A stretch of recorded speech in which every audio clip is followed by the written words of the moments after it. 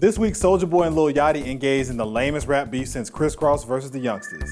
After Soulja Boy posted pics of model India Love on his IG that implied that they're together, Love is dating Yachty, who texted Soulja Boy asking that the photos come down.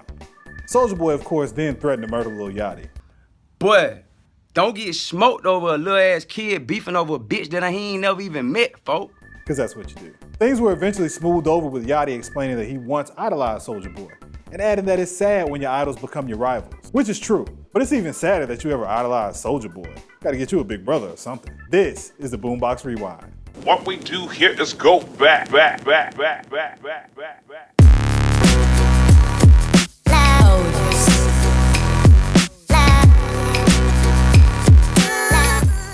This week, Lil Wayne gave a bizarre interview with ABC's Nightline, where he angrily dismissed Black Lives Matter, saying, "Don't come at me with that dumb shit," and explaining that he doesn't feel connected to anything that doesn't have anything to do with him. A few days later, Weezy apologized, saying he got agitated after interviewer Lindsay Davis asked him about his daughter. He ended our interview angrily. Who can relate to this guy anymore?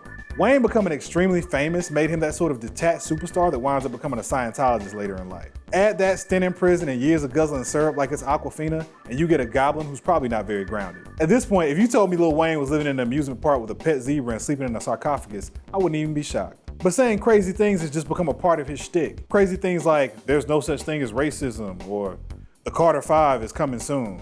In other news, Beyonce took the stage at the 2016 Country Music Awards, raising the blood pressure of Trump supporters everywhere. Queen Bey performed Daddy Lessons with the Dixie Chicks, who you may recall were exiled from the hoedown back in 2005 after they dissed George W. Bush on stage. Hillary might become the first woman president, but we are clearly living in the age of Beyonce. Back in February, Beyonce performed a tribute to the Black Panthers in front of millions of flag-waving, pickup truck driving Toby Keith fans at halftime of the Super Bowl.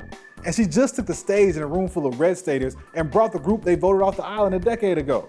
And she did it a week before what looks to be a pivotal election, an election that has been preceded by the most racially and culturally volatile climate we've seen in decades. You better bow the f down. If you're a 90s granola rapper, this is your year to make a comeback. De La Soul just dropped their first album since 2005, and it went to #1. Talib Kweli just dropped a surprise album, and Common's new joint is also out. And even with the loss of Phife Dawg, next week, A Tribe Called Quest is releasing its first album since 1998, and they're slated to perform on SNL. This is the year aging, quirky rap returned with a vengeance. Let's get the Far Side in the studio. Diggable Planets, you still cool like that? Prove it. And Fugees?